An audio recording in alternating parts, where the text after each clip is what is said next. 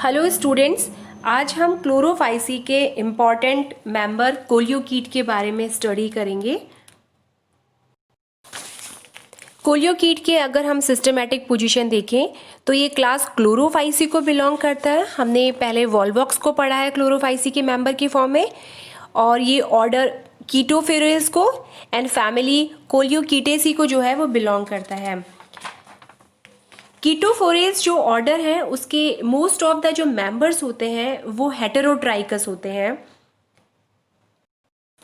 मैंने बताया कि हेटेरोट्राइकस है मतलब इनका एक प्रोस्टेट होता है और इरेक्ट, यानी जो थैलस होता है वो प्रोस्टेट और इरेक्ट दो भागों में जो है वो डिफरेंशिएट रहता है।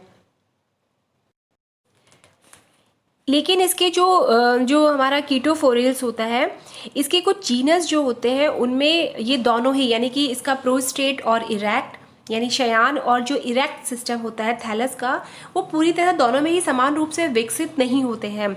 जैसे ड्रैपेंडियोप्सिस जो होता है उसके अंदर सिर्फ इरेक्ट सिस्टम होता है यानी उधर वाला, और जो हमारा कोलियोकीट होता है उसमें जो इरेक्ट ब्रांचेस होती हैं वो उसमें लुप्त हो जाती हैं।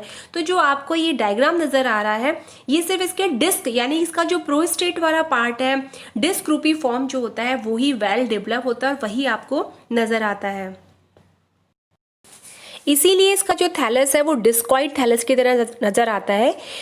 कोलियोकीट जो होता है वो एक फ्रेश वाटर एल्गा है, और ये जो एक्वेटिक प्लांट्स होते हैं जैसे कि हाइड्रिला है, निम्फिया है, पॉलीगोनम है, ट्रापा, टाइफा, इनके ऊपर एपीफाइट यानी अधिपादपीय रूप में ये पाया जाता है।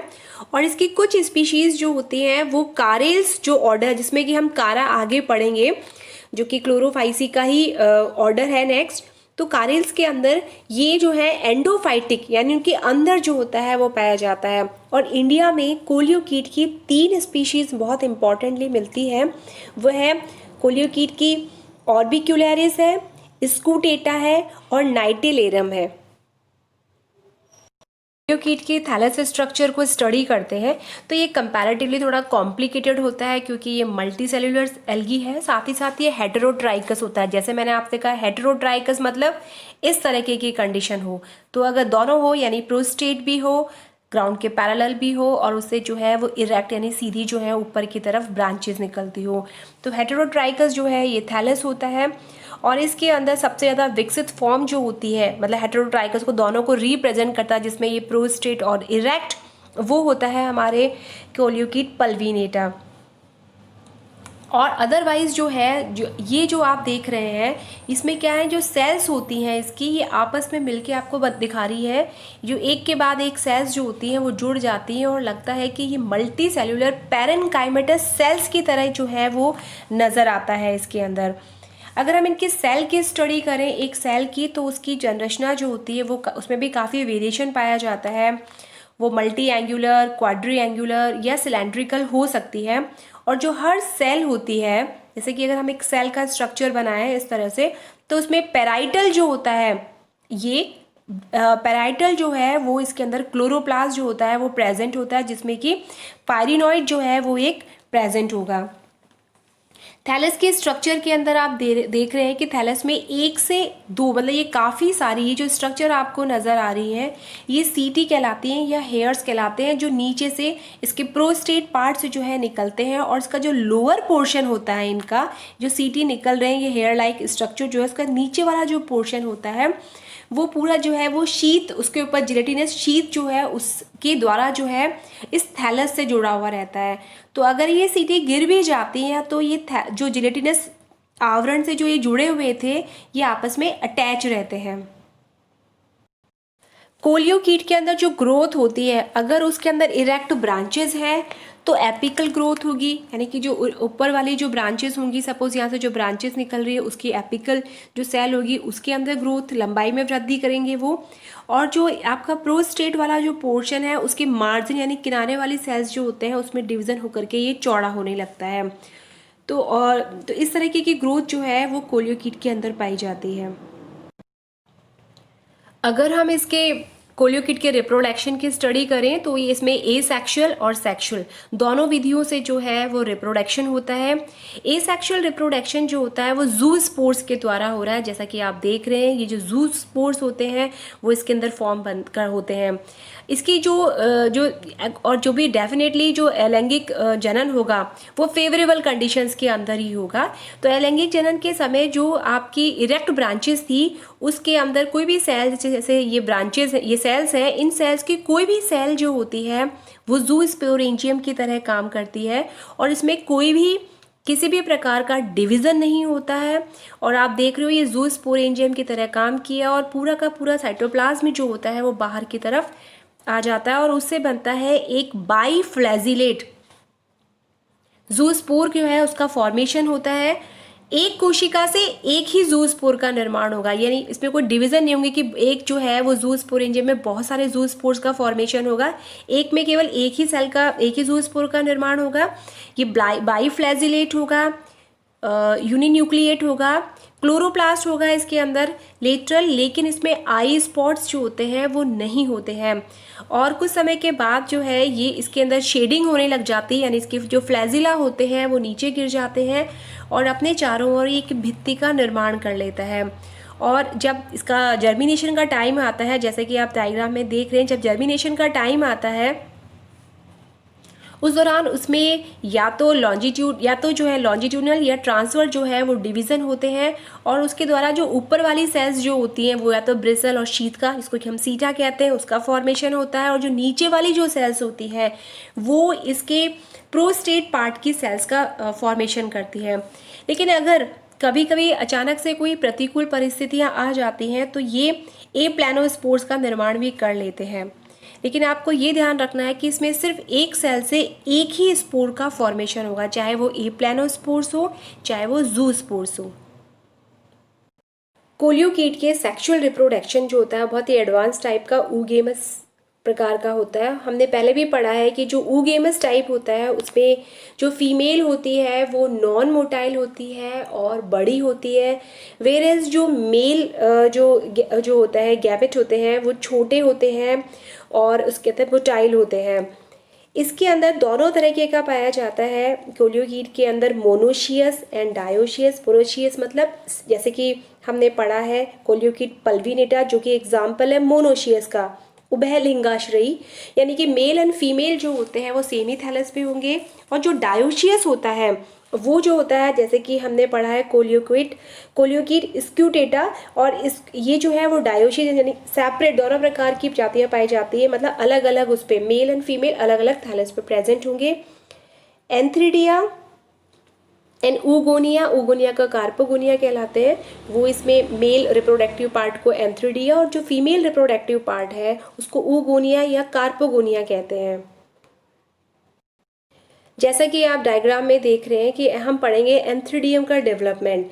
तो कोलियोकीट पल्विनेटा जो होता है जो कि मोनोशियस स्पीशीज होती है, इनकी जो इरेक्ट ब्रांचेस होती हैं, क्योंकि इसमें दोनों होती हैं, प्रोस्टेट भी होंगी और इरेक्ट भी होंगी, तो जो इरेक्ट ब्रांचेस होती हैं उनकी जो टर्मिनल सेल्स होती हैं वो एंथ्रिडिया जो होते हैं उसका काम करती हैं। और इसके मतलब जो ऊपर वाली जो पार्ट उनके ऊपर जो है टॉप के ऊपर एंथ्रिडिया का निर्माण होता है और कभी कभी वहाँ पे ऊगोनिया का फॉर्मेशन भी हो सकता है। जैसे कि आप एंथ्रिडिया की सेल्स को देख रहे हैं, ये वेजिटेटिव सेल्स होती हैं और ये जो है वो आपकी एंथ्रिडियल सेल होती है, यानी एक आउटग्रोथ के रूप में ये विकसित होती है। और कुछ समय पश्चात एक सेप्टा, ये जो आप देख रहे हैं इस जगह ये सेप्टा का निर्माण होता है और सेप्टा के फॉर्मेशन से ये अपनी वेजिटेटिव सेल से जो है ये एंथ्रिडिया ये जो है वो डिफरेंट मतलब अलग हो जाते हैं। और इस प्रकार से जो एंथ्रिडियल सेल जो होती है वो ये जो सेल होती है वो एंथ्रिडियल सेल की तरह काम करती है और इसके अंदर जो है साइटोप्लाज्म जो है प्रेजेंट होगा जो कि कलरलेस होगा, यूनिन्यूक्लिएट होंगे और बाईफ्लैजिलेट जो है वो एंथेरोजॉइड्स का निर्माण करेंगे। ये जो सेल होती हैं ये आप देख रहे हैं इस तरह से, ये हर कोई जो है वो एंथ्रिडिया का निर्माण करना स्टार्ट कर देता है। अच्छा, यहाँ पे ये सेप्टा बन जाएगा और ये इसकी बेसल सेल है, तो इससे जो है ऊपर वाली जो सेल्स होती है वो एंथ्रिडिया का निर्माण करती है। और डिस्कॉइड जो जातियाँ होती हैं उसमें जो डिस्कॉइड का मतलब केवल जिसके अंदर की केवल जो है वो थैलस प्रोस्टेट वाला ही होता है, वहाँ पे एंथ्रीडिया का निर्माण हमेशा मार्जिनल यानी मार्जिनल जो सेल्स होती हैं उन सेल्स के अंदर जो है वो एंथ्रीडिया का फॉर्मेशन होता है। ऊगोनिया या कार्पोगोनियम जो होता है उसका निर्माण भी हमेशा टर्मिनल सेल्स जो होती है, जो टर्मिनल सेल्स होगी उसी के दौरान होगा, उसी के द्वारा होता है। और कभी कभी क्या होता है कि ये जो टर्मिनल पोजीशन पे ऊगोनियम का डेवलपमेंट तो होता है, पर साइड से जो है वो लेटरल ब्रांचेस निकलने लग जाती है, इसलिए इसकी पोजीशन टर्मिनल ना लेकर के साइड में हो जाती है। यानी कि जो अगर लेटरल ब्रांचेस निकलने लग जाएगी तो ये जो पोजीशन है ऊगोनियम की वो लेटरल पोजीशन हो जाती है। इसके नीचे वाला जो पोर्शन होता है, ये जो आप देख रहे हैं डायग्राम के अंदर ऊगोनियम के, इसमें एक फ्लास्क नुमा संरचना है। ये फ्लास्क नुमा आपको संरचना दिखाई दे रही है ये वाली, और इसका जो फूला हुआ भाग होता है उसके अंदर आपको न्यूक्लियस दिखाई दे रहा है, जो कि एग जो है सुस्पष्ट केंद्रक होगा। एक या अधिक इसमें क्लोरोप्लास्ट हो सकते हैं, और ये जो पॉइंटेड सी बीक लाइक स्ट्रक्चर नज़र आती है ये ट्राइकोगाइन कहती है। और इसमें जो है कलरलेस साइटोप्लाज्म जो होता है वो भरा हुआ रहता है।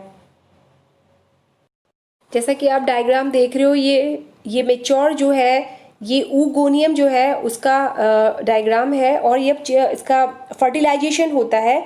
तो जो ट्राइकोगाइन है उसके ऊपर वाला जो पोर्शन होता है, ये जो आप देख रहे हैं ये वाला जो है वो डिज़ोल्व हो जाता है, और इसमें जो भरा हुआ साइटोप्लाज्म होता है वो थोड़ा बाहर की तरफ आ जाता है, जिससे जो है एंथेरोजॉइड्स जो होते हैं वो अट्रैक्ट होते हैं और अंदर की तरफ आते हैं। लेकिन ओनली लकी वन जो है एंथेरोजॉइड ही इसमें एंटर करता है, और उसके बाद इनका तुरंत जो होता है वो फ्यूज़न नहीं होता है। इस चीज़ का आपको ध्यान रखना है कि जैसे ही मेल एंड फीमेल गैमेट जो न्यूक्लियाई जो है कांटेक्ट में आएंगे पर उनका फ्यूज़न नहीं होता है। जो मेल जो न्यूक्लियाई होता है वो अपना साइज़ जो होता है वो बड़ा करता है, और जब उसका साइज़ जो होता है वो फीमेल न्यूक्लियस के बराबर हो जाता है तब जो है इनमें फ्यूज़न होता है, और डिप्लॉइड जो है वो जाइगोट का फॉर्मेशन होता है। ये आप देख रहे हैं इनका फ्यूज़न हो जाता है, मेल एंड फीमेल गैमेट का फ्यूज़न हो गया है, ऊस्पोर का फॉर्मेशन हो जाता है, और इसके चारों तरफ जो होती है ये covering cell, jacket covering cells जो होती हैं उसका निर्माण होने लग जाता है, और यही चीज़ जो होती है वो स्पर्मोकार्प कहलाती है। यहाँ पे चूंकि सेप्टा का फॉर्मेशन हो गया है इसलिए ऊगोनियम जो होती है, जो कि अब जो है वो उस स्पोर के अंदर कन्वर्ट हो गई है, ट्राइकोगाइन जो होती है उससे सेपरेट हो जाती है, और जाइगोट अब जो है लगातार वृद्धि करता है और अपने चारों ओर एक भित्ति का निर्माण कर लेता है, और उसके चारों तरफ जो है लाल भूरे रंग के सूडो पैरेन्काइमेटस कवरिंग बनती है, जिसको कि अभी मैंने पहले कहा कि वो स्पर्मोकार्प कहलाते हैं। आप देख रहे हैं कि इस डायग्राम के अंदर ये चारों तरफ जो है जो आपको कवरिंग नज़र आ रही है ये स्पर्मोकार्प है, और जो स्पोर है वो लगातार जो है वो डिवाइड होता है और 8 से 32 जो है वो सेल्स बनाता है, और हर सेल जो है वो एक बाईफ्लैजिलेट ज़ूस्पोर में कन्वर्ट हो जाती है। और लेकिन उससे पहले जो होता है वो इसका जो प्रथम, लेकिन इसमें जो है मियोसिस पहले होता है, और उसके बाद जो है वो इस तरह की कोशिकाओं का निर्माण होता है। जाइगोट जो होता है जितना भी डिवीज़न होता है वो उसमें सबसे पहला डिवीज़न जो होता है वो मियोसिस होता है, इसीलिए जितने भी जू स्पोर्स इससे बनेंगे वो सारे के सारे हैप्लॉइड होंगे। दोबारा रिपीट करती हूँ कि स्पर्मोकार्प क्या है। स्पर्मोकार्प कोलियोकीट के अंदर जो इस ऊस्पोर होता है उसके चारों तरफ स्टेराइल कवरिंग पाई जाती है, जाइगोट के चारों तरफ या ऊस्पोर के चारों तरफ, जो कि स्पर्मोकार्प कहलाती है। कोलियोकीट जो होती है वो उसकी जो लाइफ साइकिल है वो हैप्लॉन्टिक है, केवल जब जाइगोट बनता है वो ही जो होता है वो डिप्लॉइड होता है, अदरवाइज जो है इसकी पूरी लाइफ में जो है सभी हैप्लॉइड कंडीशन के अंदर मिलते हैं। कोलियोकीट का थैलस जो होता है वो हैप्लॉइड होता है, फीमेल और male filaments, oogonium, antheridium, egg, sperm, ये सारे के सारे जो होते हैं वो ज़ूस्पोर्स, ये सारे जो होते हैं वो हैप्लॉइड होते हैं। बोवर जो थे उन्होंने कोलियोकीट के स्पर्मोकार्प की जो तुलना है वो लैंड प्लांट के प्रिमिटिव स्पोरोफाइट से की है कि उनका डेवलपमेंट जो है वो कोलियोकीट से हुआ है।